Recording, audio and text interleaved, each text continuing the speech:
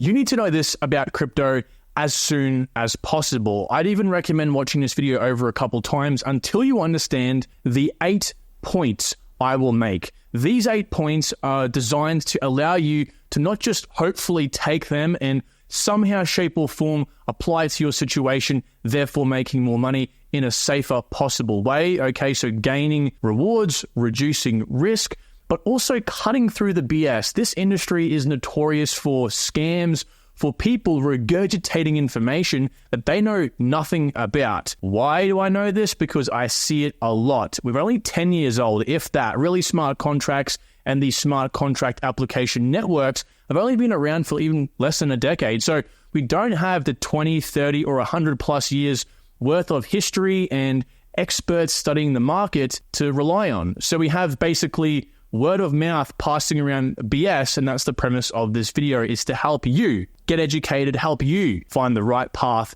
before things start to get pretty good here in a minute. So don't forget, if you do enjoy today's video, but importantly, you're able to apply one or more of these points, drop down there and hit that like button as soon as you have that aha moment, because that tells me you enjoy the content and it does support all I do around here. So I really do appreciate you doing that. And while you're down there, make sure you're subscribed as well, because you won't get this no BS crypto content anywhere else.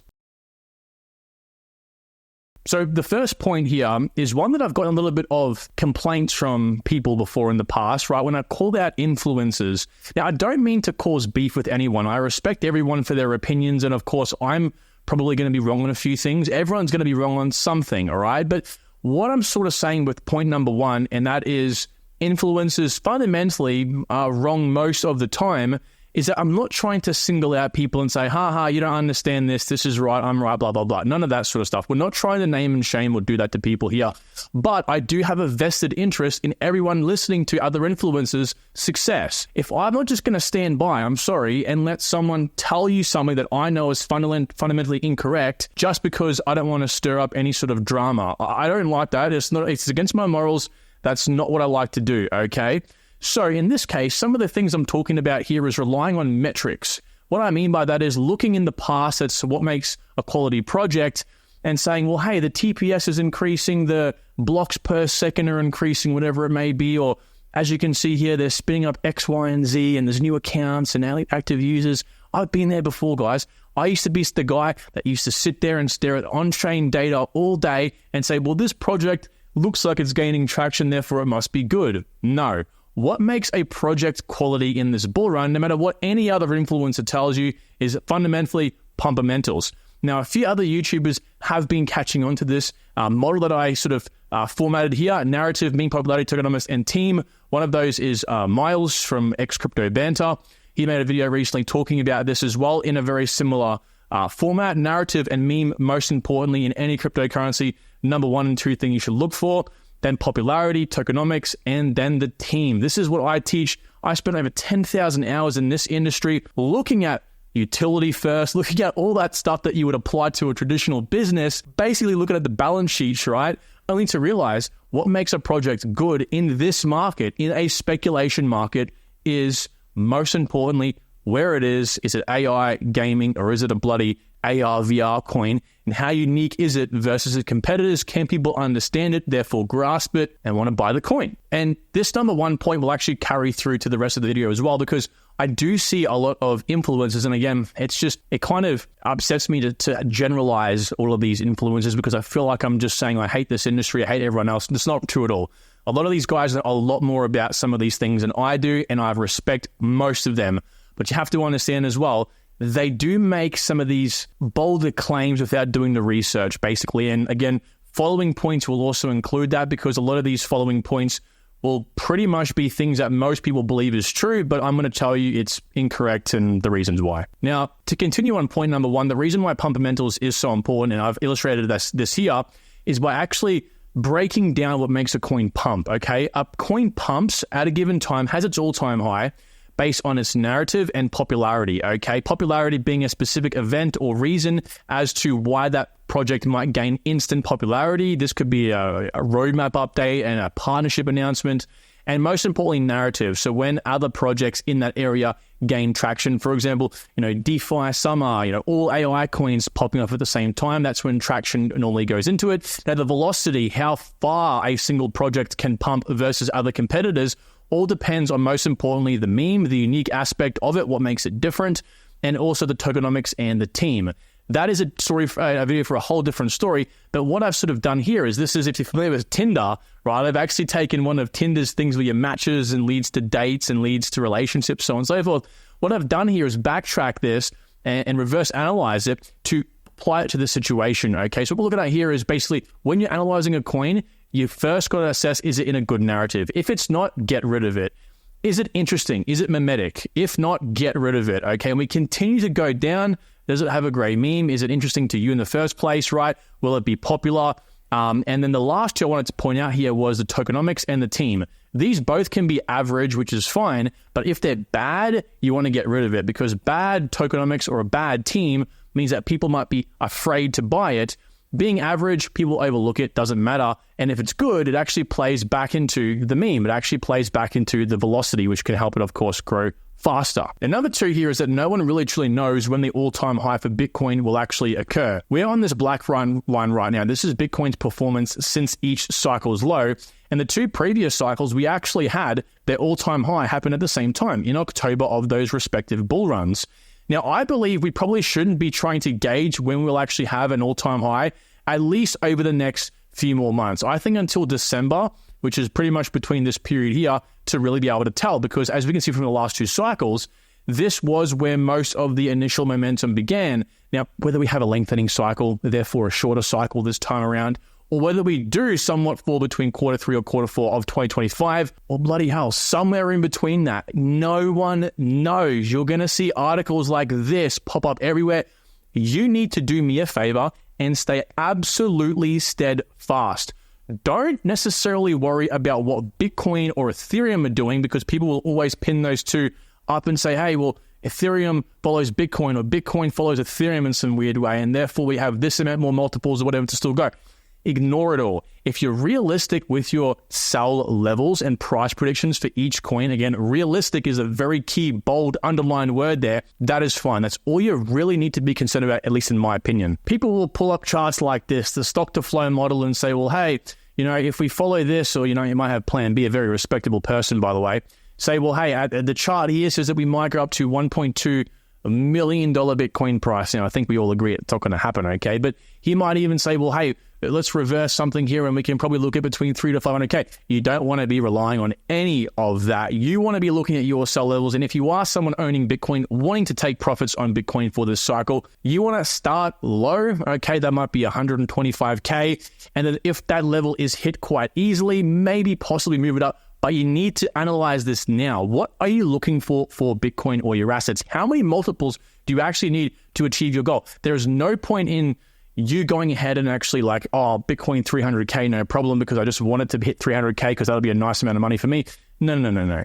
Work back, backtrack, find what you need out of the market and stamp that approval on it. Otherwise, you're going to be always wanting more, and that greed will kick in. And I wanted to just end up here and finally say that even my objective analysis from, I think it was about 12 months ago at this point, actually came back to say that we would be picking up steam in December of last year actually, which we ended up doing, right? October, November, December was a very, very bullish quarter, but also that we possibly might have the all-time high happen over here in October. That was analysis that was completely off, ignoring rather, not relating to, off this information here. So I was working on volume, I was working off pinpointing different parts of the bull run, and I came to the same result as well. So a lot of the signs are leading to quarter three, quarter four of 2025, which usually means one very important thing. It won't happen like that. If everyone expects it, chances are it won't happen, because then most people will make money, and that's not how the market works. And this kind of leads me to my next point, and that's don't try to sell all your altcoins at one time. A lot of people will say that, hey, just wait for Bitcoin to hit 200K, 150K, and sell it all. Wait for this particular thing and get rid of it. But I wanted to show you some pretty damning evidence to this. I cover this quite a lot, but I do want to touch on it for this video. this here is all of the different narratives pumping up at the different times. So they're all-time high respectively, okay? Now, Bitcoin is down here. You can barely see it, but if you can see in the corner here, it's like barely turning off and on. Now, Bitcoin's all-time high was up here. So basically, if you try to sell all your altcoins at the same time alongside Bitcoin, what's going to happen is you're going to miss out on some highs that come later, particularly gaming is one of the more important ones to mention here, and some of the all-time highs before. So if we come back to this chart here that has Cardano's all-time high and Bitcoin's all-time high from the last cycle, this was like 3 or 4 months difference, guys. So you selling with Bitcoin, you would have ended up selling ADA down here. That's why it's very important you have realistic sell levels in place so that you can take advantage of when they do have their narrative pumps, because believe you me, they happen completely different times. The DeFi and gaming were like pretty much almost 12 months apart. Their all-time highs from the last cycle, 12 months. So please, sell levels numero uno, okay? This is all your different narratives over here. Of course, the bull run cheat sheet has this all for you guys and more. We also track the relative strength on each of these as well. And I'm looking for the top ranking narratives of the bull run. Why? Because this is where most of the money will flow into. This is the most impactful areas of the market. You can buy coins in these areas down here, and they can still work because the ones that will work are the ones that are the most unique, the meme, right? But in saying that, the chances that you pick the right coin are quite low. Therefore, there's not as much money probably in those areas and therefore in those coins, which is why you can come, of course, to my exit plan sheet and plug in your sell levels. Call it a day. This tracks everything, and that stress is going to be pretty much next to nothing. So kind of touching more on the narrative pump, so to speak, I did want to address it as a single point as well, because I know that people will likely still ignore the whole idea of selling their altcoins separately or focusing on those separately, punching those into, if possible, to an exchange. Therefore, they sell instantly, even if those pumps occur overnight and you actually miss the move up and the wick down, then that way it's all said and done for you. But again, I need to tell you more a little bit about this, okay? So this is something I made many months ago, maybe even over 12 months ago at this point in time, actually. Actually, it was. This was back pretty much in August of last year I made this chart. And we can see here, what I've done is I've taken each narrative, well, not all of them, but most of them, and most of the important ones anyway, and pulled up what they look like side by side as a chart, just to show you a little bit more. Now, when you do this, it's actually kind of unbelievable because like I mentioned moments ago, I mean, some of these narratives pump months and probably close to a year difference from one another. Payments over here, so XRP and XLM, just to point these two out, pretty much had their all-time highs over here when, again, Bitcoin's was over here.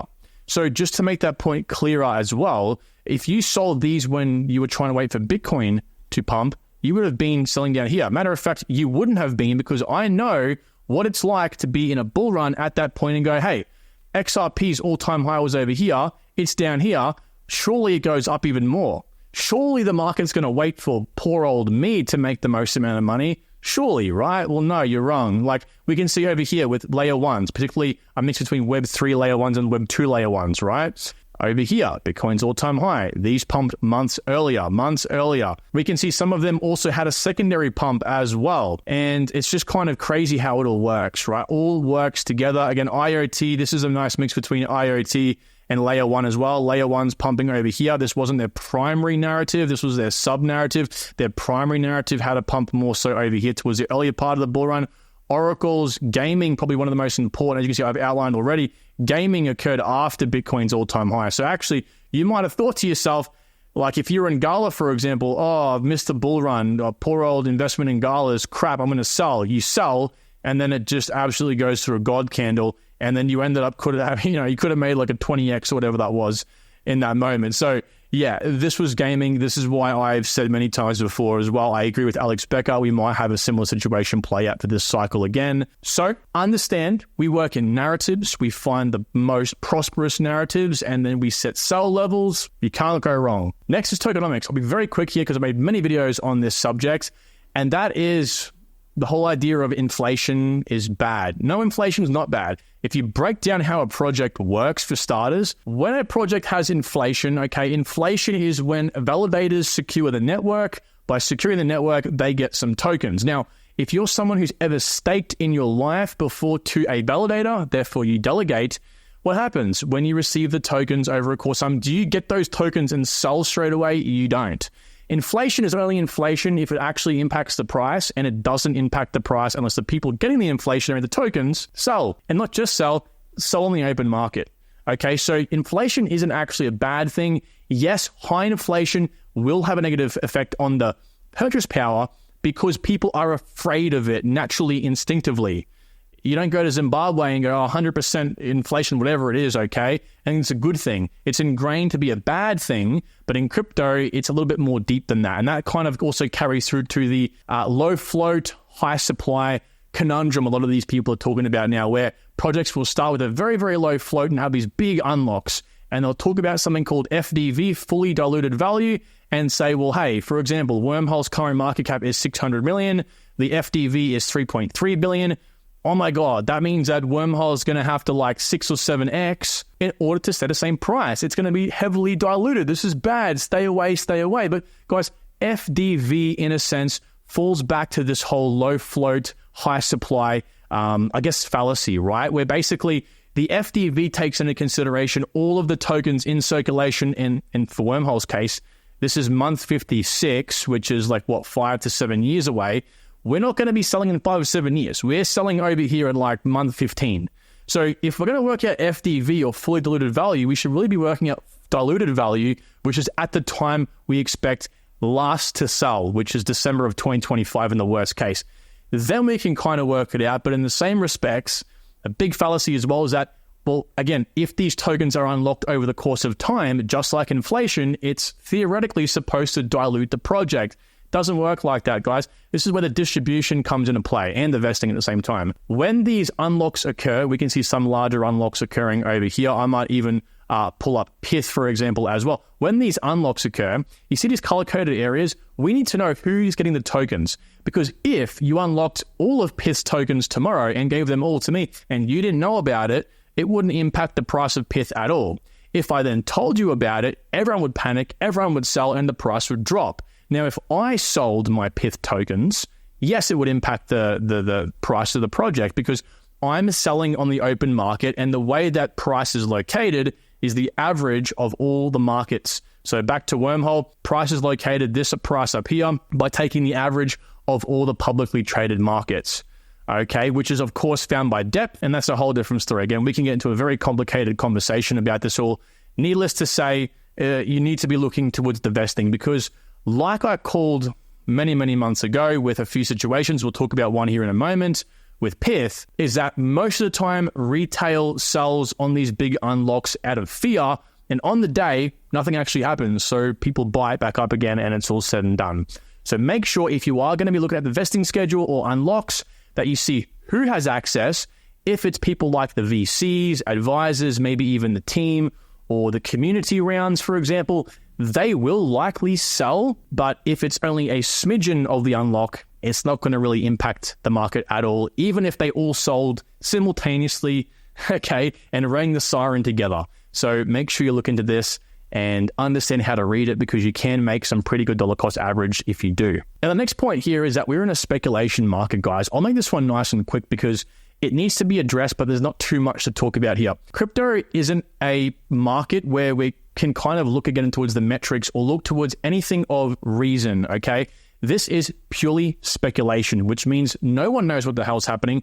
Everyone's kind of betting that something might happen on a coin. Now, I wanted to make this point. It kind of came to my attention. I've been talking about this for a while, right? But Nagato, Crypto Nagato, a friend of mine, he actually put this awesome tweet out here on Twitter that again spoke about this, right? During the bull run, don't count on utility to matter much. Right now, it's all about keyword speculation. The real shift will come only after regulations sweep through, clearing out the market junk. I mean, I've been saying this for a while, guys. Please understand, this is why meme coins do well. Other projects that offer utility are glorified meme coins. Very few are actual businesses. I invest in the ones that are actually solving a problem for the Web3 ecosystem, like Wormhole, for example, like Pith, or ones that actually have genuine businesses underneath it. Hedera, Render, ICP. So that's what I look for to safeguard myself. And again, it's a nice mix between speculation projects and real, genuine utility. And lastly, guys, the market reacts to positive or negative news before the event. The event itself usually is smoke and mirrors. Like I mentioned moments ago on the previous points, with Pith, this was a prime example of an unlock that occurred, okay? The market was selling Pith crazily over here, okay? And the day of the unlock itself, it more than doubled its supply. And I can actually show you here. It did this. It went from a 1.5 million tokens in circulation to 3.625 billion tokens in circulation. So huge unlock. And on the day before, it dumped. On the day of, it pumped, okay? Way back to over here. And then, of course, the market was very negative at the time, so it kind of recovered a bit, did what it had to do. Maybe there was some slight sell-offs over here. We don't know for certain, of course. And then, of course, the general market just collapsed at that point in time. But had the market been neutral or bullish, it probably would have done this, okay? You got to understand these things because this would have been a great entry level at the time if we, of course, didn't have this happen for you to get into Pith and therefore go up. So these will occur. Celestia is a prime example. Many of these projects will unlock large amount of their token supply. Again, Wormhole is another great example of this for some of these situations where you might have retail selling out of fear, but you can scoop up a nice little discount if, again, you are attentive. Another more recent example with a much larger asset, Bitcoin, had occurred as well. ETFs. The ETFs hyped up since basically October. This is when the market started, okay, now this is good news. Now it's a good reason for us to begin buying. On the day of the actual launch itself, it spiked and then it came back down again. Okay, so again, another situation, pretty much always, 99% of the time, it's buy the rumor, sell the news, or of course, if it's a negative event, typically sell the rumor, buy the news, if you will, right?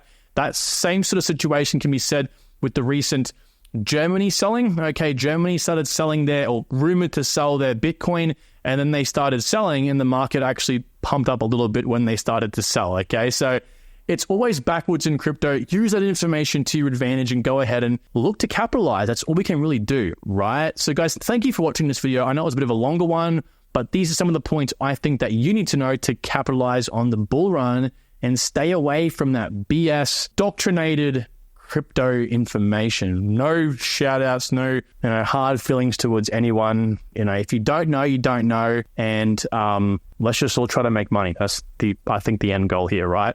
Take good care. Talk to you soon. Bye-bye.